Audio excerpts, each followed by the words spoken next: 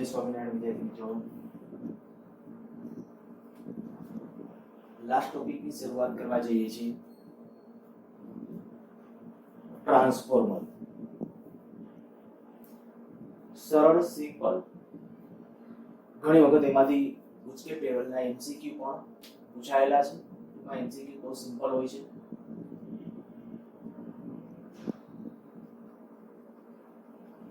આ ટ્રાન્સફોર્મર્સ અથવા ટ્રાન્સફોર્મર સિદ્ધાંત કેવો હોય તો સિદ્ધાંત કહેવાય વિદ્યુત ચુંબકીય પ્રેરક. વિદ્યુત ચુંબકીય પ્રેરક. ઉપયોગ વોલ્ટેજ વધારવા કે વોલ્ટેજ ઘટાડવા.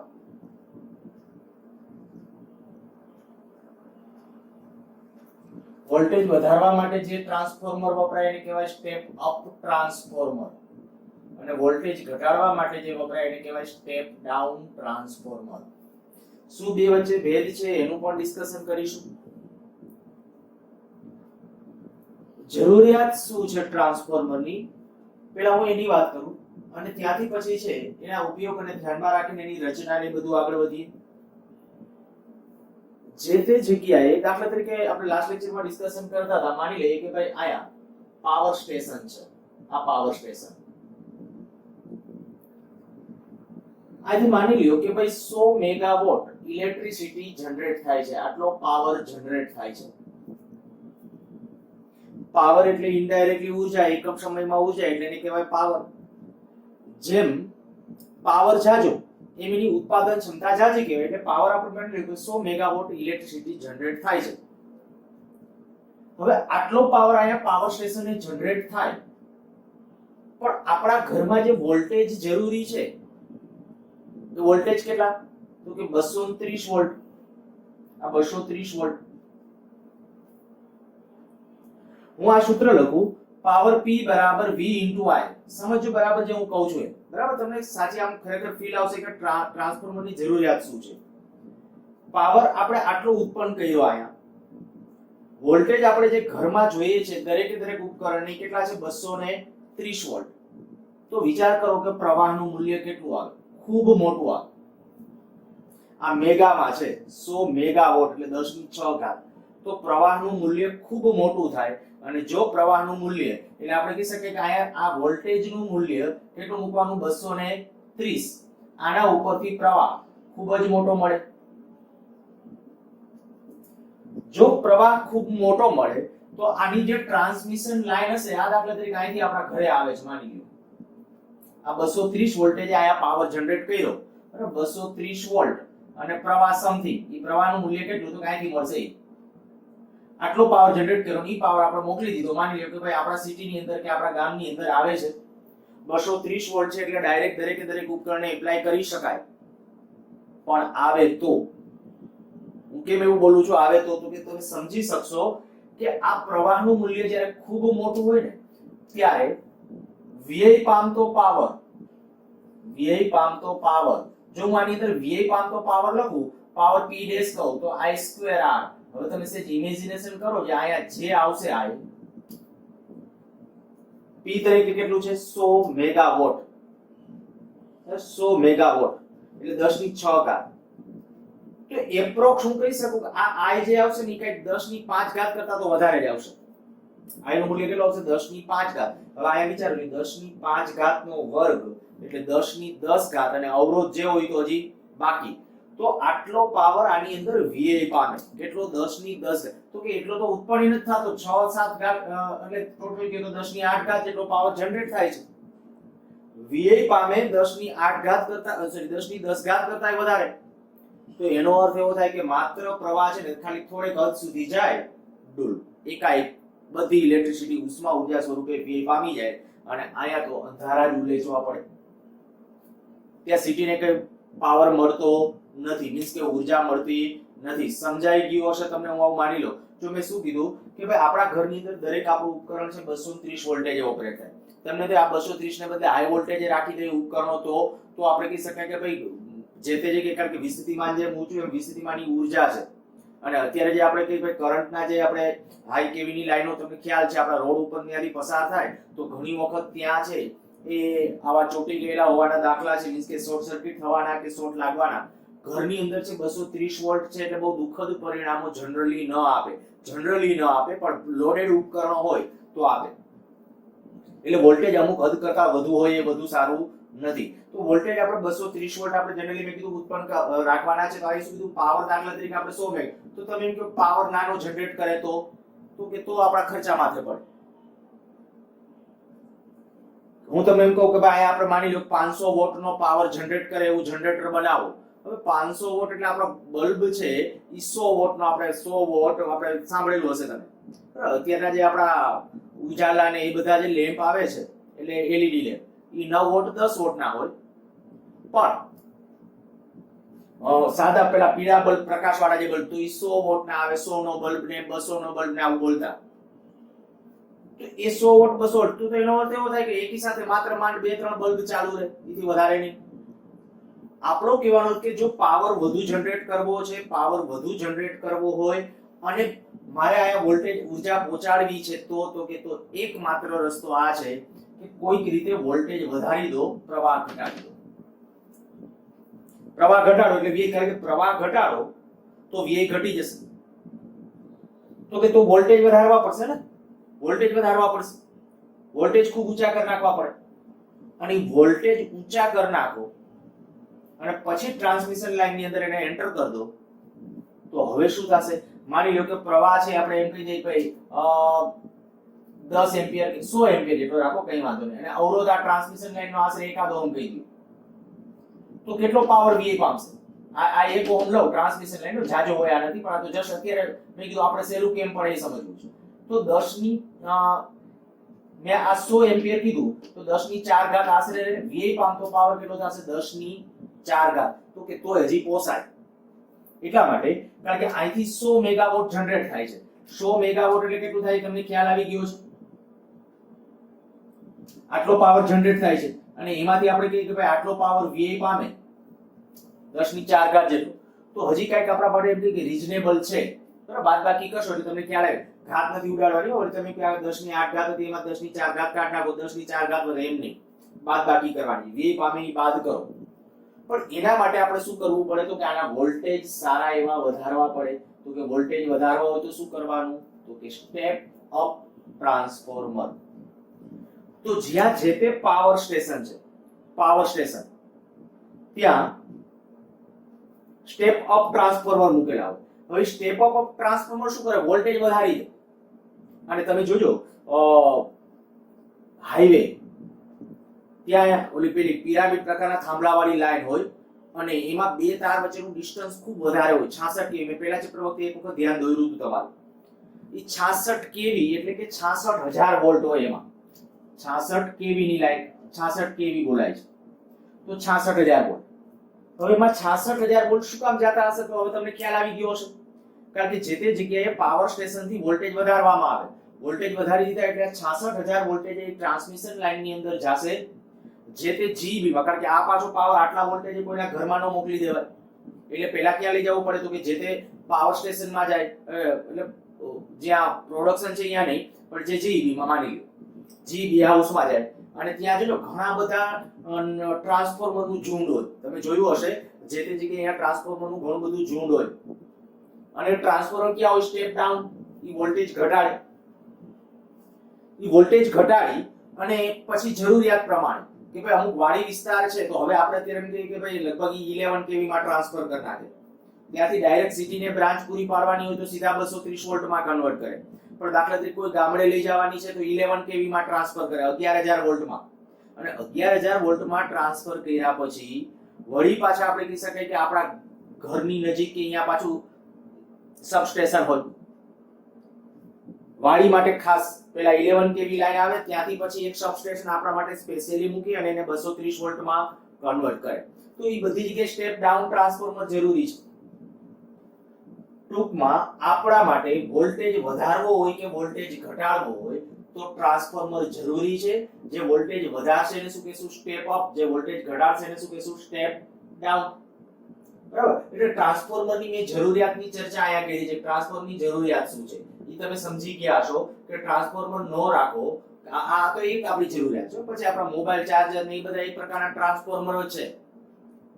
મોબાઈલને ડાયરેક્ટ 230 વોલ્ટ આપી દો ધડાકો થઈ જાય. એને માત્ર 6 5 12 વોલ્ટ સુધી મેક્સિમમ તો વોલ્ટેજ ત્યાં સુધીના તમે આપી શકો, એથી વધારે નહીં. તો અહીંયા સ્ટેપ ડાઉન ટ્રાન્સફર એટલે આપણે તરત એવું એડેપ્ટર ચડાવી એનું ચાર્જર. તો એ શું છે તો કે વોલ્ટેજ ડાઉન કરે એ સ્ટેપ ડાઉન ટ્રાન્સફોર્મર છે. ક્યારેક વિખોત ખ્યાલ આવે કે એને સ્ટેપ ડાઉન ટ્રાન્સફોર્મર કહેવાય. સારું છે, ચાલો હવે રચનામાં ને એમાં આગળ વધું છું. તમને આ પેલા ખ્યાલ આવી ગયો છે ટ્રાન્સફોર્મરની જરૂરિયાત. ઉપયોગ કહી દીધું, વોલ્ટેજ વધારવા કે વોલ્ટેજ ઘટાડવા માટે. વોલ્ટેજ વધારવા માટે જે વપરાય એને કહેશું સ્ટેપ અપ, વોલ્ટેજ ઘટાડવા માટે જે વપરાય એને કહેવાય સ્ટેપ ડાઉન ટ્રાન્સફોર્મર. સિદ્ધાંત કહી દીધો છે વિદ્યુત ચુંબકીય પ્રેરણ. રચનાની અંદર આપણે ખાલી એની સિમ્પલ સામાન્ય રચના એક મેં વચ્ચે આ જરૂરિયાતની ચર્ચા કરી નાખી છે, ખાલી હેડિંગ લખી નાખું છું, તમે સમજો એટલે ખાલી એમ લખી નાખજો કે power transmission. Power transmission voltage, ત્યાં પાવર ટ્રાન્સમિશન એટલે ક્યાં થર્મલ પાવર સ્ટેશન થી ઇલેક્ટ્રિસિટી જે તે જીબી ને પહોંચાડવાની હોય તો એ જગ્યાએ ખાલી તમારે શબ્દોમાં લખવું એ લખજો. નેક્સ્ટ રચના. આપણા માટે જે કામનું છે જે આની અંદર સિદ્ધાંત, પછી આ ઉપયોગ અને રચના. જરૂરિયાત વાળી એ તો મેં ખાલી તમને સમજાવવા માટે વધારે લખ્યું છે. રચનાની અંદર શું હોય તો કે ઊંચી પારગમ્યતા ધરાવતા નરમ લોખંડના બંધ ગર્ભ. માની લો કે આ લેમિનેટેડ કરેલા અનેક સ્તરો નો બનેલો હવે લોખંડનો ગર્ભ છે. આ અનેક પટ્ટીઓ છે એવું સમજવા માટે મેં અહીંયા અત્યારે છે આવી રીતે આમ લેયર એટલે કે લીટાઓ સ્વરૂપે ડ્રો કરેલ છે. ઊંચી પારગમ્યતા ધરાવતા નરમ લોખંડનો બંધ ગર્ભ. ઊંચી પારગમ્યતા. પારગમ્યતા ઊંચી હોય એટલે શું કરે યાદ કરો, ચુંબકીય ક્ષેત્ર રેખાઓની મહેમાન ગતિ કરે. નરમ લોખંડ સોફ્ટ ફેરોમેગ્નેટિક કહેવાય. સોફ્ટ ફેરોમેગ્નેટિક માટે હિસ્ટેરિસિસ સાયકલ સાંકડી હોય. ધ્યાન રાખજો. આ પછી એના જે ડ્રોબેક કે ફાયદાઓ છે એની આપણે ડિસ્કશન કરશું ત્યારે આ બધી બાબતોની જરૂર પડશે. એટલે આ ટ્રાન્સફોર્મરનો ગર્ભ ભાગ છે અને એની અંદર વાઇડિંગ કરવામાં આવે. હવે વાઇડિંગ પાછું બે રીતે. એક આ સ્થિતિ છે, માની લો કે આવી રીતે આ બીજી સ્થિતિ.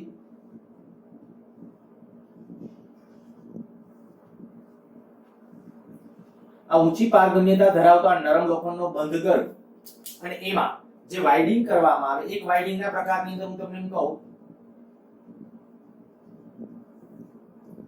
આ એક ગૂંચળું આમાં, બીજું આના ઉપર આ એડા બે છેડા વચ્ચેનો આઉટપુટ, આમાં બીજું આયા. આ ગૂંચળાને છે પ્રાથમિક ગૂંચળું, આને ગૌણ ગૂંચળું કહું છું. આને પ્રાથમિક ગૂંચળું અને આને કહેશું ગૌણ ગૂંચળું. આ એક પ્રકારનું ટ્રાન્સફોર્મર. આ ટ્રાન્સફોર્મર વધુ યોગ્ય ગણાય. વધુ યોગ્ય એટલા માટે કે આમાં ફ્લક્સ લિંકેજ મેક્સિમમ હશે. ફ્લક્સ લિંકેજ જો તમને ખ્યાલ હશે કે મોટા ભાગનું ફ્લક્સ સંકળાય જાય. શું છે આપણે શું કરવાનું, પ્રાથમિક ગૂંચળાને એસી મેઇન્સ સાથે જોડવાનું. એક ખાસ નોંધ, ટ્રાન્સફોર્મર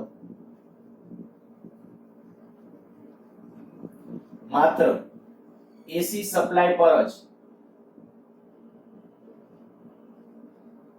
કાર્ય કરે. ડીસી ઉપર કાર્ય એટલે કે ડીસી ઇનપુટ સપ્લાય ન ચાલે. શું કારણ? કારણ શું તો કે આપણો સિદ્ધાંત શું છે, વિદ્યુત ચુંબકીય પ્રેરણ. વિદ્યુત ચુંબકીય પ્રેરણ એટલે શું તો કે ગૂંચળા સાથે સંકળાયેલ ફ્લક્સમાં ફેરફાર થવો જોઈએ. હવે તમારે ડીસી જોડીને બેસી જાવ તો ડીસી તો એક ધારો બદલાય નહીં તો ફ્લક્સ ન બદલાય. ફ્લક્સ ન બદલાય તો બીજા ગૂંચળામાં પ્રેરિત ઈએમએફ તમને મળી શકે નહીં. તો જો બીજા ગૂંચળામાં બે ગૂંચળાનું જે તંત્ર છે એમાં બીજા ગૂંચળામાં તમારે પ્રેરિત ઈએમએફ મેળવવું હોય તો આપણે શું કરવું પડશે તો કે આપણે જ્યારે કે ભાઈ પ્રથમ ગૂંચળામાંથી આપણે પ્રવાહ પસાર કરીએ, એના ફ્લક્સમાં ફેરફાર કરશું અને એ ફ્લક્સમાં જે ફેરફાર થાય એને અનુરૂપ બીજા ગૂંચળામાં પ્રેરિત ઈએમએફ ઉત્પન્ન થશે. એટલે અહીંયા આપણે એસી ફરજિયાત, બરાબર. એ ટ્રાન્સફોર્મર માત્ર એસી સપ્લાય પર જ કાર્ય કરે, ડીસી ઉપર કાર્ય કરી શકતું નથી. હવે એમાં જેને એસી મેઇન્સ સાથે જોડવામાં આવે એને હંમેશા પ્રાથમિક ગૂંચળું કહેવાનું. જેને એસી મેઇન્સ સાથે જોડવામાં આવે એને પ્રાથમિક ગૂંચળું અને જે બીજું ગૂંચળું જેના બે છેડા વચ્ચે આઉટપુટ મળે એને આપણે ગૌણ ગૂંચળું તરીકે અથવા સેકન્ડરી ગૂંચળા તરીકે ઓળખવામાં આવે છે. ટ્રાન્સફોર્મરની સંજ્ઞા આકૃતિ કહું ને, એની સંજ્ઞા આકૃતિ અહીંયા ડ્રો કરું છું. સંજ્ઞા તો ટ્રાન્સફોર્મરની સંજ્ઞા આકૃતિ કઈ રીતે આમ વિચારી શકો. આ ગર્ભભાગ દર્શાવેલો છે, બે લીટા કરો તો પણ ચાલે. એક પ્રાથમિક ગૂંચળું, આ બાજુ પાછું સેકન્ડરી ગૂંચળું. આ લખી નાખું છું P, આ લખી નાખું છું S, વચ્ચે કર. આ ટ્રાન્સફોર્મરની સંજ્ઞા આકૃતિ છે. સ્ટેપ અપ ટ્રાન્સફોર્મરની સંજ્ઞા આકૃતિ કદાચ પૂછે ને તો આવું કરજો. સ્ટેપ અપ માં આમાં આટા ઓછા રાખવા. હું એક સ્ટેપ અપ ડ્રો કરું. સ્ટેપ અપ માટે કયું સ્ટેપ અપ ટ્રાન્સફોર્મર, તો સ્ટેપ અપ ટ્રાન્સફોર્મર આ રીતે આમ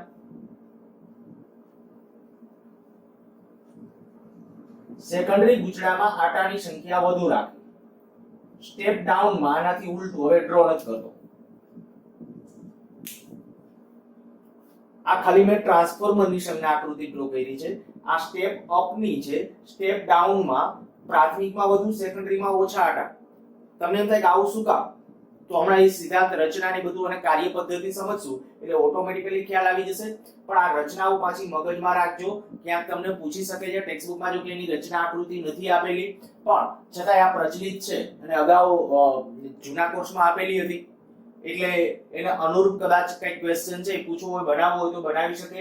તો આપણે કહી શકીએ કે એની સંજ્ઞા આકૃતિ આ, અને સ્ટેપ અપ માટે આ, અને સ્ટેપ ડાઉન માટે મેં કીધું એનાથી ઉલટી. જનરલી ટ્રાન્સફોર્મરની અંદર આપણે જે પ્રાથમિક અને સેકન્ડરી ગૂંચળું જે વિચારીએ એના માટે વધુ યોગ્ય એ ગણાય કે એમાં તમે તાંબાના તારનું ગૂંચળું વિચારો. કારણ કે તાંબાનો તાર એ ઓછામાં ઓછો અવરોધ ધરાવતો છે. તાંબુ એ સારું એવું વાહક છે અને વિદ્યુત ટૂંકા સહેલાઈથી વિદ્યુતને વહન થવા દે. તો ફ્લક્સ અને ફ્લક્સ આ લિંકેજના કે ભાઈ કરંટને પરિણામે જે ચુંબકીય ક્ષેત્ર ઉત્પન્ન કરશે તો એ બધા પ્રોબ્લેમ્સનું એક નિવારણ છે. એટલે બને ત્યાં સુધી તાંબાના તારનું ગૂંચળું, બરાબર. અને બીજું સ્ટેપ અપ હોય ને તો હું આયા જ લખી નાખું છું. જો આમાં વોલ્ટેજ વધશે, આયા હું વોલ્ટેજ V1 કહું, આયા વોલ્ટેજ V2 કહું, આયા પ્રવાહ I1 કહું, આયા પ્રવાહ I2 કહું, આયા આટાની સંખ્યા N1 કહું, આયા આટાની સંખ્યા N2 કહું. તો શું હશે સ્ટેપ અપ ની અંદર? આ સ્ટેપ અપ છે એટલે હું આ બાજુમાં લખું છું V1 કરતા V2 મોટું, વોલ્ટેજ મોટા હશે તો દેખીતી વાત છે કે પ્રવાહ નાનો હશે. આના કરતા આયા પ્રવાહ ઓછો હશે અને આટાની સંખ્યા તો આમાં મેં તમને કીધું જ N1 કરતા N2 મોટો. એ હમણાં આપણે પ્રૂવ પણ કરીએ છીએ, બરાબર. આ વાતથી સમજાય જાય, બહુ સિમ્પલ અને સરળ છે. પણ આ સાથે સાથે મેં કીધું કે આપણે MCQ પણ લેતા જઈએ છીએ. તો વોલ્ટેજ સ્ટેપ અપ ની અંદર આના કરતા આયા વોલ્ટેજ વધારે હશે, પ્રવાહ આના કરતા આયા ઘટશે. કારણ કે પાવર આયા જે હોય, આયા પાવર તો આદર્શ ટ્રાન્સફોર્મર ગણો તો એટલો જ પાવર હોય, એથી વધારે તો હોય નહીં. હા, પાવર એ લખી નાખું. ચાલો આયા પાવર P1 કહું, પાવર P1, આયા પાવર P2 કહું છું. તો પાવર જો આદર્શ ટ્રાન્સફોર્મર હોય તો P1 બરાબર P2. કેવું ટ્રાન્સફોર્મર કહું છું? આદર્શ. જો આદર્શ ટ્રાન્સફોર્મર ન હોય તો વ્યવહારુ ટ્રાન્સફોર્મર માટે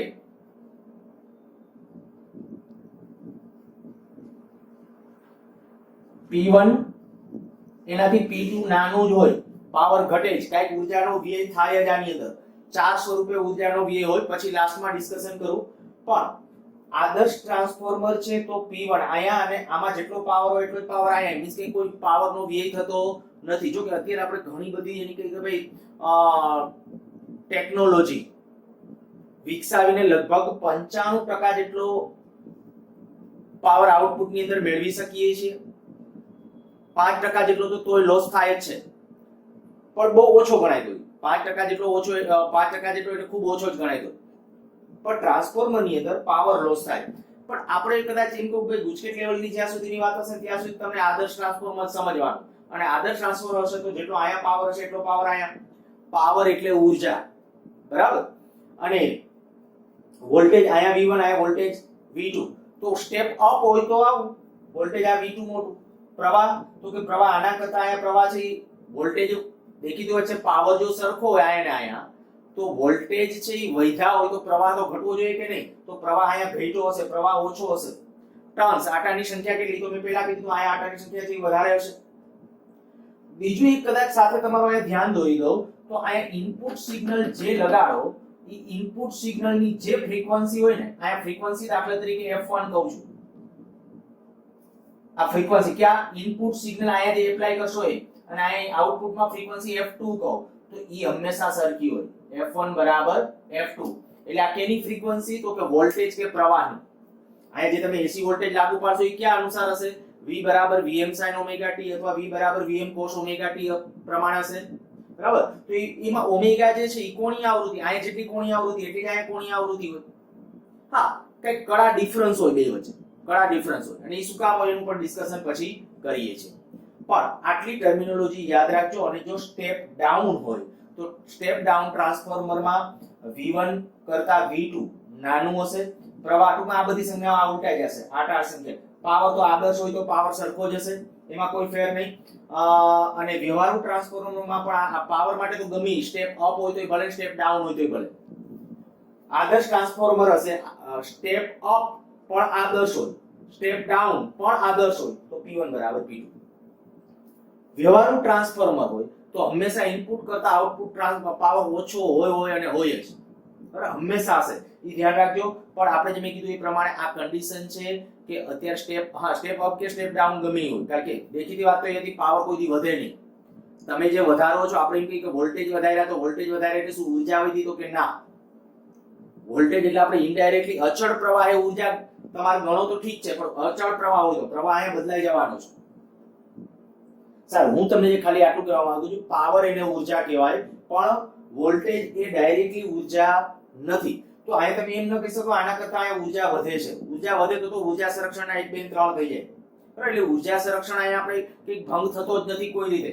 એટલે કાં તો આપણે કહી શકાય P1 બરાબર P2 હોય, કાં તો P1 મોટો હોય P2 કરતા. એટલે આવા પણ પ્રશ્નો પૂછ્યા છે અગાઉ. તમે ટ્રાન્સફોર્મર રિલેટેડ જ્યારે ક્વેશ્ચન જોશો કે ભાઈ એક સ્ટેપ અપ આદર્શ ટ્રાન્સફોર્મર માટે પાવર, પછી નીચે ઓપ્શન આપ્યા હોય કે ઇનપુટ કરતા આઉટપુટ પાવર વધારે હોય, ઇનપુટ કરતા સ્ટેપ અપ આપ્યું એટલે મોટા ભાગે તમે વિચારે વોલ્ટેજ અપ થાય, પાવર અપ થાય, સીધું વિચારી લે. પણ એ ખોટું પડશે, ધ્યાન રાખજો. વ્યવહારુ ટ્રાન્સફોર્મર હશે શું હશે, P1 મોટું હશે. અને આ સારું, આનાથી ઊંધું પણ મગજમાં વિચારી લેજો. અને કઈ ડાઉટ હોય તો મારી સાથે હજી WhatsApp કે એમાં ડિસ્કશન પણ કરજો.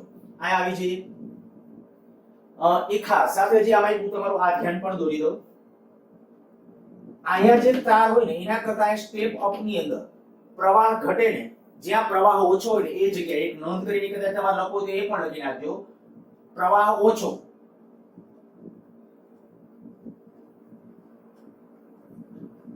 ત્યાં તાર પાતળો. જ્યાં પ્રવાહ ઓછો હોય આ બે માં અત્યારે ક્યાં સ્ટેપ અપ છે, સ્ટેપ અપ એટલે વોલ્ટેજ વધશે તો પ્રવાહ ઘટશે, પ્રવાહ ઘટે ને તો આયા જે તાર હશે ને એ તાર પાતળો હશે આના કમ્પેરિઝનમાં. આયા પ્રવાહ જાજો હશે એટલે ત્યાં તાર છે એ જાડો રાખવો પડે, કારણ કે પ્રવાહ જાજો હોય એટલે. તો આયા તાર જાડો પ્રાથમિકની અંદર, સેકન્ડરીમાં તાર પાતળો. પણ સ્ટેપ અપ હોય તો સ્ટેપ ડાઉન માં પાછું એનાથી જુદું હશે. સારું, આ બધી ખાલી રચના માટેની વાત હતી. હું ફરીથી એક વખત આ કહી દઉં છું, રચનાની અંદર શું કરવાનું છે તો કે રચના બે પ્રકારે ટ્રાન્સફોર્મર તૈયાર થાય. પ્રાથમિક ગૂંચળા ઉપર જ સેકન્ડરી ગૂંચળું વિચારી દો. આ પદ્ધતિ બહુ સારી છે, આમાં ફ્લક્સ લિંકેજ મેક્સિમમ હોય બધું. બીજા અર્થમાં કહું તો આને જ્યારે એસી મેન્સ સાથે તમે જોડશો, બરાબર, આને આપણે જોડવાનું હોય ક્યાં એસી મેન્સ સાથે. જ્યારે આને એમ કે એસી મેન્સ સાથે જોડશો એટલે તરત જ સતત ફ્લક્સ બદલાશે, ફ્લક્સ બદલે આના બે વચ્ચે આઉટપુટ મળશે. પણ આપણે ત્યારે આવું ધારશું કે આ પરિસ્થિતિની અંદર જેટલું ફ્લક્સ અહીંયા આપણે ફેરફાર થાય ને બધું આ નરમ લોખંડ છે એટલે મોટા ભાગનું ફ્લક્સ આમ તો, પણ અહીંયા હું આદર્શ ટ્રાન્સફોર્મર કહીશ ત્યારે એમ કહીશ કે બધું ફ્લક્સ આની સાથે સંકળાય. અને આ કન્ડિશનમાં પણ ફ્લક્સ એકબીજાથી બે ગૂંચળાઓ એકબીજાથી દૂર હોય તો આપણે ખરેખર થોડું ફ્લક્સ તો છે એ વેડફાઈ જશે, અથવા બીજા અર્થમાં કહું તો કેટલીક ચુંબકીય ક્ષેત્ર રેખાઓ અથવા કેટલીક ઊર્જા છે એ નાશ પામતું હશે. આ રચના કરતા આ રચના છે એ બેસ્ટ છે. તો આ વાત થઈ રચનાની અંદર. ક્યારેક ઘરે ક્યાંક મોબાઈલ નું ચાર્જર કેવું આવું તમને મળી રહે. મેં આ એડી પ્રવાહો વખતે પણ કીધું હતું ટ્રાન્સફોર્મર છે એ વીકી જો ક્યારેક, મોબાઈલનું ચાર્જર છે એ ક્યારેક વીકી જો રજાના ગાળામાં, કારણ કે આમ વીકું તોડું થોડું બહુ કોમ્પેક્ટ હોય છે, બહુ કોમ્પેક્ટ હોય છે. હથોડા અને હથિયારો લઈને ટૂંકમાં તમારે બેસવું પડે ઉપર આખી કેબિન. એમાં જે તમને વાયરિંગ જોવા મળશે આ પ્રકારનું છે. એક ગૂંચળું હશે, એના ઉપર પાછું માથે બીજું ગૂંચળું હશે. ઈ સ્ટેપ ડાઉન હોય. સ્ટેપ ડાઉન એટલે ઉપરનો તાર છે તમને જાડો પ્રમાણમાં જોવા મળશે, પણ અંદરનો તાર છે એકદમ પાછો પાતળો હશે, એટલે સાપેક્ષમાં. પછી જાડો એટલે આમ ધોકા જેવા જાડા એવું નહીં, પણ જસ્ટ એ રચનાની વાત હતી એટલા માટે આ તમને યાદ કરાવડાવ્યું. હવે આપણે જે ટ્રાન્સફોર્મર છે તો ટ્રાન્સફોર્મરની તમને જરૂરિયાત ખબર પડી ગઈ, રચના ખબર પડી ગઈ. હવે કાર્ય પદ્ધતિની અંદર માની લ્યો કે આપણે અહીંયા જે વોલ્ટેજ એક લાગુ પાડીએ છીએ, એપ્સિલોન એસ જેટલા વોલ્ટેજ લાગુ પાડીએ છીએ. આના બે છેડા વચ્ચે આપણને દાખલા તરીકે આ પ્રાથમિક ગૂંચળા માટે હું નામ આપું છું ઈપી, આ નામ આપું છું ઈએસ. આના બે છેડા વચ્ચે જે વોલ્ટેજ હશે તે ઈએસ છે. તો આમાં ઈપી પ્રાથમિક ગૂંચળા જે વોલ્ટેજ લાગુ થશે એને અનુરૂપ ફ્લક્સ સંકળાશે, ફ્લક્સમાં ફેરફાર થશે અને એને અનુરૂપ આના બે છેડા વચ્ચે આપણને આઉટપુટ મળશે. સેમ વસ્તુ આમાં પણ એક થશે, પણ આમાં મેં કીધું ફ્લક્સ લીકેજ એટલે પરિણામે પ્રવાહો જે મળશે એ પ્રમાણમાં ઓછા હશે. જો હું આવું કહું કે ધારો કે ટી સમય, પહેલા તો અહીંયા આપણે આટલા વોલ્ટેજ લાગુ પાડેલા છે, શબ્દમાં લખું, એક કામ કરજો વાંચી લેજો, ચાલો હું લખતો નથી. ટી સમયે ધારો કે પ્રાથમિક ગૂંચળા સાથે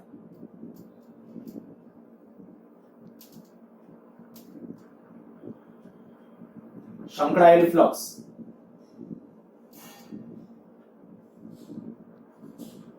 ફાઈ છે. ટી સમયે આની સાથે સંકળાયેલું ફ્લક્સ ફાઈ છે. જો ટી સમયે ફ્લક્સ ફાઈ હોય ક્યાં ગૂંચળામાં, પ્રાથમિક ગૂંચળામાં, તો સેકન્ડરી ગૂંચળામાં આ કન્ડિશન વખતે બધું ફ્લક્સ આની સાથે સંકળાય છે એવું ધારીએ તો આમાં પણ ફ્લક્સનો એટલો જ ફેરફાર થશે. અને આપણે આદર્શ સ્થિતિમાં જો ફ્લક્સ લિંકેજ ન થતું તો આપણે કહી શકીએ કે અને મોટા ભાગનું અને અહીં મોટા ભાગનું ફ્લક્સ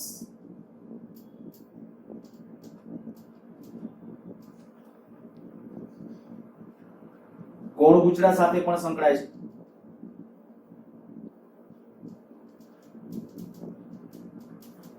હવે જો મોટા ભાગનું ફ્લક્સ ગૌણ ગૂંચળા સાથે સંકળાયેલું હોય તો એમાં પ્રેરિત ઈએમએફ મળે ફ્લક્સના ફેરફારને અનુરૂપ. ટર્ન્સ માની લ્યો કે આપણે કે એક આમાં આટાની સંખ્યા છે એન પી કહું છું અને આમાં એનએસ કહું છું. સેકન્ડરી ગૂંચળામાં એનએસ, આમાં એનપી, પ્રાથમિક ગૂંચળામાં આના એનએસ. તો જો અહીંયા મારે આઉટપુટ લખવો હોય તો આપણે કહી શકીએ એપ્સિલોન એસ બરાબર માઈનસ એનએસ ડી5 બાય ડીટી. આ શું છે? ગૌણ ગૂંચળામાં ઉદ્ભવતું પ્રેરિત ઈએમએફ. ગૌણ ગૂંચળામાં ઉદ્ભવતું પ્રેરિત ઈએમએફ. તો આ ગૌણ ગૂંચળાનું પ્રેરિત ઈએમએફ મળ્યું, પણ આ જેટલું ગૌણ ગૂંચળામાં પ્રેરિત ઈએમએફ મળ્યું સામે આપણે કહી શકીએ આમાંનામાં આત્મપ્રેરણી થશે. જો આમાં જે પ્રવાહ પસાર થયો અને ઈ ની ગૂંચળું પોતે પ્રેરિત ઈએમએફ, ઈ બેક ઈએમએફ કહેવાય. એ જ પ્રમાણે પ્રાથમિક ગૂંચળામાં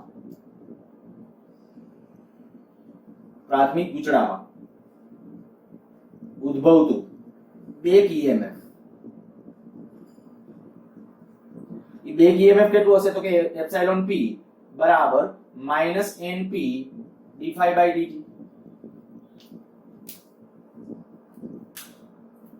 પ્રાથમિક ગૂંચળામાં જે બેક ઈએમએફ ઉત્પન્ન થશે ep. આ જે ep ઈ ખરેખર ઇનડાયરેક્ટલી જો હું એમ કહું કે આયા દાખલા તરીકે આપણે લાગુ પાડેલા વોલ્ટેજ vp કહીએ, લાગુ પાડેલા વોલ્ટેજ vp, આયા ep લાગુ પાડેલા નહીં, એ આપણે કે આમાં પ્રેરિત થતા બોલી છે બરાબર. આમાં પ્રેરિત થતું emf છે ep. જો લાગુ પાડેલા વોલ્ટેજ vp હોય, લાગુ પાડેલા વોલ્ટેજ vp હોય તો મારે આ ફરજિયાત રીતે કેવું પડે કે અહીં vp બરાબર ep થાય જ, નહીંતર ઊર્જા સંરક્ષણ ન સચવાય.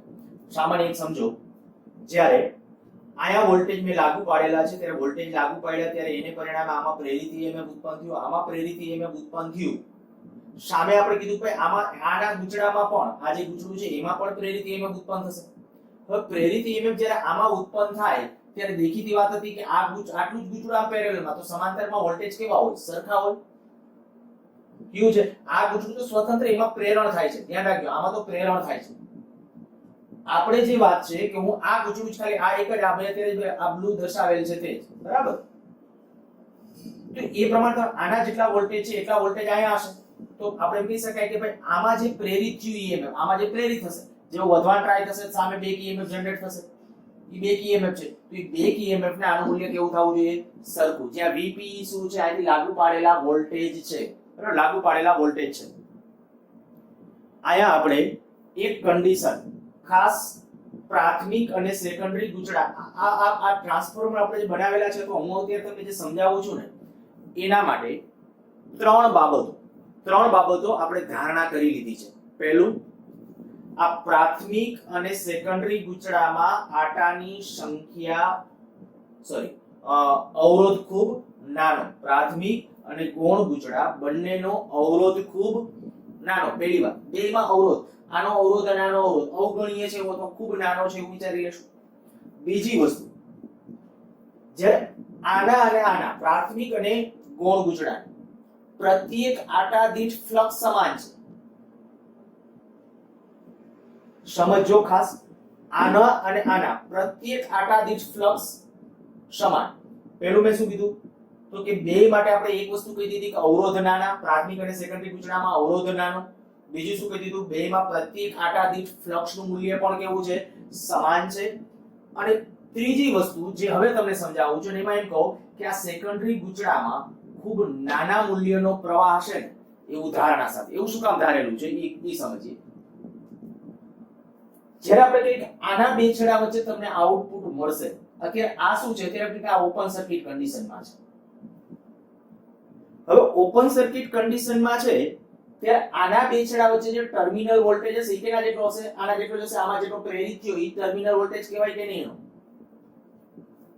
પણ માની લ્યો કે આયા તમે કોઈ ઉપકરણ લોડ કર્યું, ઉપકરણ જે આયા આના બે છેડા વચ્ચે તમે મોબાઈલ જોડ્યો અથવા આના બે છેડા વચ્ચે બીજું કોઈ જે આપણે જોડવાનું છે, જે ડિવાઇસ જેના બે વચ્ચે આઉટપુટ મેળવવાનો છે, આના બે વચ્ચે તમે જોડો છો અને એને અવરોધ હોય.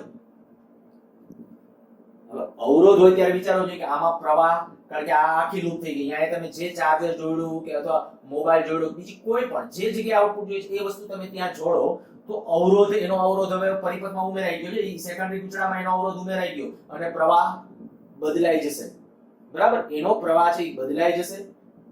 જો પ્રવાહ બદલાઈ જશે તો હું એમ ન કહી શકું કે આના બે છેડા વચ્ચે જે પ્રેરિત EMF મળ્યું ને એ જ આનું ટર્મિનલ વોલ્ટેજ છે. હું અહીંયાથી આમ લખું, ગૌણ ગૂંચળાના બે છેડા વચ્ચે ટર્મિનલ વોલ્ટેજ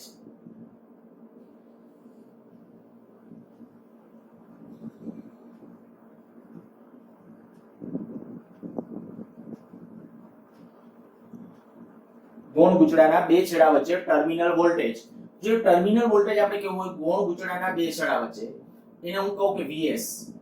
કેના જેટલું હશે? તો કે એપ્સિલોન s જેટલું. પણ આ ક્યારે લખી શકાય કે સેકન્ડરી ગૂંચળામાં પ્રવાહ કેવો હોય? ખૂબ નાનો. ટેક્સ્ટ બુક ની અંદર આ ત્રણ મુદ્દા તમને મળી જશે. હું મુદ્દા ફરીથી બોલી જાઉં છું, નોંધ કરવા હોય તો કરી લેજો કે આપણે જે ડિસ્કશન કરીએ છીએ એ ડિસ્કશન વખતે આપણે ત્રણ બાબતોની ધારણા કરેલી છે. ત્રણ બાબતોની અંદર શું? તો કે પ્રાથમિક અને સેકન્ડરી ગૂંચળામાં એક તો પ્રત્યેક આટા દીઠ સંકળાયેલું ફ્લક્સ કેવું છે? સમાન છે. પ્રાથમિક અને સેકન્ડરી ગૂંચળાના પ્રત્યેક આટા દીઠ ફ્લક્સ સમાન છે. બંનેના અવરોધો અવગણીય એવા છે, ખૂબ નાના છે. પ્રાથમિક અને સેકન્ડરી ગૂંચળાના બેના અવરોધો ખૂબ નાના છે. અને ત્રીજું જે આપણે કહી દીધું કે આ સેકન્ડરી ગૂંચળામાં એ પ્રવાહ ખૂબ નાનો છે. કારણ કે ખૂબ નાનો નો ધારો ને તો આ ન લખી શકાય. હા, એવું ન કહેવાય કે આના બે છેડા વચ્ચે આ પ્રેરિત EMF આટલું જ હશે. પ્રેરિત EMF આટલું જ હશે. પણ એને પરિણામે તમે જે ઉપકરણ લોડ કરશો એ ઉપકરણમાં લોડ કરો ત્યારે એના બે છેડા વચ્ચેનો ટર્મિનલ વોલ્ટેજ છે એ બદલાઈ જશે. સમજાઈ ગયો છે સુધી? ખાસ આટલા સૂત્રો મગજમાં રાખો. ચાલો, પહેલા આપણે શું કીધું? આ શું છે? સેકન્ડરી ગૂંચળામાં ઉદ્ભવતું પ્રેરિત EMF. આ પ્રાથમિક ગૂંચળામાં ઉદ્ભવતું પ્રેરિત EMF. અને આયા મેં કીધું કે આ થશે જ, કારણ કે આનો અવરોધ આપણે અતિ નાનો ધારેલો છે, અતિ અવરોધ નાનો ધારેલો છે, તો હું આમ કહી શકીશ આ જેટલો આપણે લાગુ પાડેલા છે ને એટલા જ અહીંયા વોલ્ટેજ હશે. બરાબર એટલા વોલ્ટેજ આના બે છેડા હોય તો એ જે વોલ્ટેજ છે એ Vp બરાબર એપ્સિલોન P હશે. પછી બીજું મેં કીધું કોઈ સેકન્ડરી ગુંચળો અથવા ગૌણ ગુંચળાના બે છેડા વચ્ચે ટર્મિનલ વોલ્ટેજ શબ્દ લખ્યો તો ટર્મિનલ વોલ્ટેજ ને તો અવરોધ ઉપર આધારિત હોય ને તો એ અવરોધ આપણે કેવો ધાર્યો છે પાછળના જે પરિપથનો અવરોધ છે એ પ્રમાણસર એવી રીતે ધાર્યો હશે પ્રવાહ કેવો રહેશે ખૂબ નાનો. જો પ્રવાહ નાનો હશે તો આ કન્ડિશન છે એ તમે લખી શકો.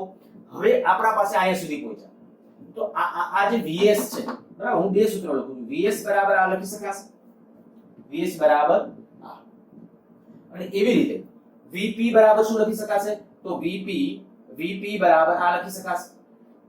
હવે હું આ ભૂસી નાખું છું અને ત્યાંથી આગળ વધું છું બરાબર આ બે સૂત્રો લખીશ Vp અને એપ્સિલોન P એવી રીતે એપ્સિલોન s Vs બરાબર આપણું આ પરિણામ. ચાલો ભૂસું છું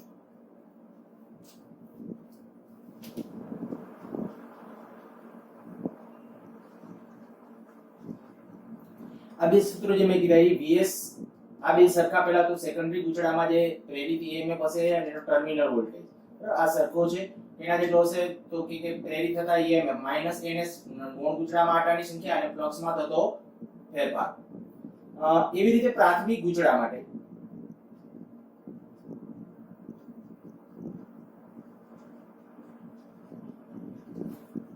જો આ બંને સમીકરણનો હું ગુણોત્તર લઉં આ બે સમીકરણો તો હું આમ કહીશ કે Vs Vp બરાબર ns Np. આ ફ્લક્સ નો ફેરફાર કેન્સલ થઈ જવાનો છે આ રહેશે માઈનસ બાકી બધું કેન્સલ આ રહી જશે. ગૌણ ગુંચળામાં આટાની સંખ્યા અને પ્રાથમિક ગુંચળામાં આટાની સંખ્યાનો ગુણોત્તર. અને આ એક છે ઘણી વખત રાશિ એક બોલવામાં આવે છે જેને r વડે પણ દર્શાવે છે r બરાબર ns Np. આને કહું છું ટ્રાન્સફોર્મેશન ગુણોત્તર. ટેક્સ્ટ બુકમાં આપણે નામ નથી આપ્યું શબ્દ બહુ સિમ્પલ છે યાદ રાખજો ટ્રાન્સફોર્મેશન ગુણોત્તર. ટ્રાન્સફોર્મેશન ગુણોત્તરની વ્યાખ્યા શું તો કે સેકન્ડરી ગુંચળામાં આટાની સંખ્યા અને પ્રાથમિક ગુંચળામાં આટાની સંખ્યાનો ગુણોત્તર એટલે એને આપણે નામ અપાય ટ્રાન્સફોર્મેશન ગુણોત્તર. અચ્છા હવે તમે જુઓ જોઈએ કે આ જે ઇનપુટ વોલ્ટેજ આ મારા ઇનપુટ વોલ્ટેજ હતા Vp એટલે Vs એટલે આઉટપુટ વોલ્ટેજ. જો આના કરતા મોટું રાખવું હોય તો આના કરતા ટર્મ્સ મોટા રાખવા જ પડે. જો Np less than ns હોય તો Vp less than Vs હશે અને એમાં વોલ્ટેજ વધ્યા કહેવાય સેકન્ડરી ના વોલ્ટેજ વધ્યા તો આ થયું step up transformer. Step up transformer. અને હું આમ પણ કહી શકું કે આ ટ્રાન્સફોર્મેશન ગુણોત્તર r is greater than 1 કેના માટે સ્ટેપ અપ માટે સ્ટેપ અપ માટે અને r less than 1 step down માટે. સમજી ગયા છો આ? કારણ કે આ વોલ્ટેજ માં આ ક્યાં છે વોલ્ટેજ ધ્યાન રાખજો આ આઉટપુટ છે આ ઇનપુટ વોલ્ટેજ છે આ આપણા આઉટપુટ ટર્મિનલ વોલ્ટેજ છે આ ઇનપુટ વોલ્ટેજ છે ઇનપુટ AC વોલ્ટેજ હતા. હવે આઉટપુટ જ્યાં હશે ત્યારે કે ns વધારે હશે અને ns વધારે હોય તો ટ્રાન્સફોર્મેશન ગુણોત્તર જે r કહું છું r ગ્રેટર ધેન 1 હશે અને જો સ્ટેપ ડાઉન હશે તો લેસ ધેન 1 હશે. એટલે અહીંયા આપણે પણ કહી શકાય કે જો np ગ્રેટર ધેન ns તો vp ગ્રેટર ધેન vs હશે અને એવા સ્થિતિમાં આ ટ્રાન્સફોર્મર છે ને શું કહેવાય સ્ટેપ ડાઉન ટ્રાન્સફોર્મર. તો હું તમને જે પહેલા કહેતો હતો કે ભાઈ આટાની સંખ્યા શું કામ આના કરતામાં વધારે કેમ રાખવી પડે તો કે આપણે બસ પ્રેરિત EMF નો સિદ્ધાંત બીજું કંઈ નહીં. આ આપણે સિદ્ધાંત શું કીધું તો અન્યોન્ય પ્રેરણ અથવા વિદ્યુત ચુંબકીય પ્રેરણ. તો એ પ્રેરણ થાય ત્યારે પ્રેરણ એ ફ્લક્સના સમપ્રમાણમાં હોય છે અને ફ્લક્સ કેના સમપ્રમાણમાં છે આટાની સંખ્યાના સમપ્રમાણ. જેમ આટા જાય એમ ફ્લક્સ વધારે સંકળાય ફ્લક્સનો ફેરફાર વધે પ્રેરિત EMF વધે એટલે આપણે એમ કહી શકાય કે આટાની સંખ્યા જે બાજુ વધારે એ બાજુ વોલ્ટેજ વધારે હશે. એક નાનકડી બીજી ચર્ચા આદર્શ ટ્રાન્સફોર્મર. આદર્શ ટ્રાન્સફોર્મર કેને કહેવાય તો કે જે ટ્રાન્સફોર્મરમાં પાવર વ્યય શૂન્ય હોય. પાવર વ્યય શૂન્ય હોય અર્થાત એમ કહી શકો ઇનપુટ પાવર બરાબર આઉટપુટ પાવર. આ બીજી રીતે વ્યાખ્યા ઇનપુટ પાવર અને આઉટપુટ પાવર બે કેવા થવા જોઈએ સરખા. જે ટ્રાન્સફોર્મરમાં પાવર વ્યય શૂન્ય હોય એને આદર્શ ટ્રાન્સફોર્મર કહેવાય. ઇનપુટ પાવર અને આઉટપુટ પાવર બેયના મૂલ્યો કેવા હશે? સરખા. હવે ઇનપુટ પાવર મારે હમણાં લખવું હતું તો એ પ્રમાણે હું આવું લખી શકું, કાં તો એપ્સિલોન ના પદમાં કાં તો v ના પદમાં. ચાલો આવી રીતે લખું. એપ્સિલોન ના પદમાં લખશો તોય સાચું પડશે. ઇનપુટ એટલે vp ip vs is. આ આઉટપુટ વોલ્ટેજ છે, આઉટપુટ પ્રવાહ છે. આપણે અત્યારે મેં કીધું કન્ડિશન ધારેલી છે એ મુજબ vs અને એપ્સિલોન s સરખા છે અને vp અને ip સરખા છે. નહીતરના કિસ્સાઓની અંદર તમારે કેવું તો એમ કહી શકાય કે આ એપ્સિલોન p ip બરાબર એપ્સિલોન s is. આ વધુ પ્રોપર છે. આદર્શ ટ્રાન્સફોર્મર માટે આ વધુ પ્રોપર છે. બાકી જો ઓલી આપણે હમણાં કન્ડિશનો મેં કીધી કે આપણે જે સૂત્રની એની તારવણી કરીએ છીએ ત્રણ સંજોગો, બેમાં એકમ આંટા દીઠ ફ્લક્સ સરખું, બેના અવરોધો નાના અને સેકન્ડરી ગૂંચળામાં પ્રવાહ કેવો? નાનો. જો એવું હોય તો આ પણ સાચું. તો આ કન્ડિશન પણ સાચી છે. અચ્છા, હવે આ જે આવ્યું, જો આમાં હું આ સૂત્રને આમ લખી નાખું vp/vs તો શું આવશે? is/ip આવું થશે. તો આના ઉપરથી હું કંઈક આવું યાદ રાખું.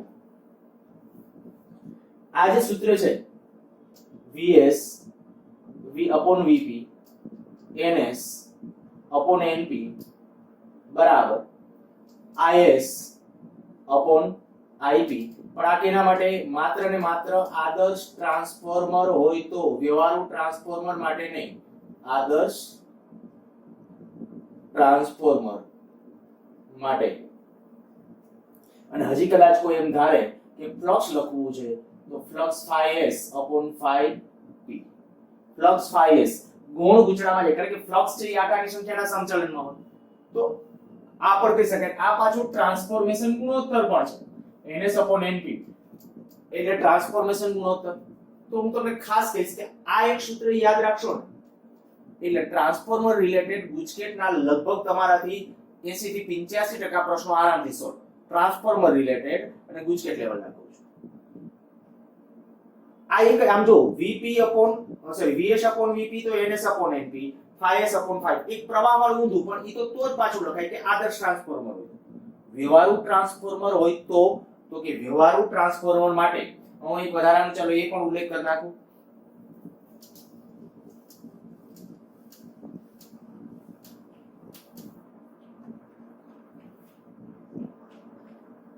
વ્યવહારુ ટ્રાન્સફોર્મર માટે કાર્યક્ષમતા ઈટા બરાબર આઉટપુટ પાવર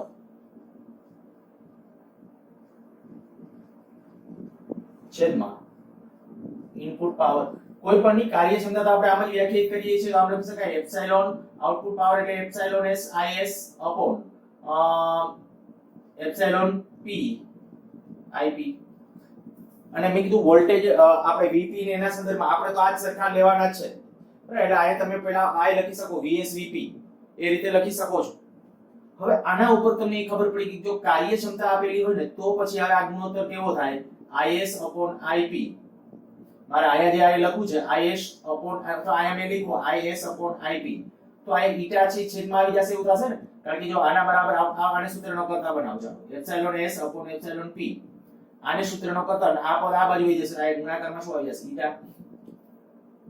તો વ્યવહારુ ટ્રાન્સફોર્મર હશે ને તો આ એક ઈટા છે ઈ ગુણાકારમાં આવશે.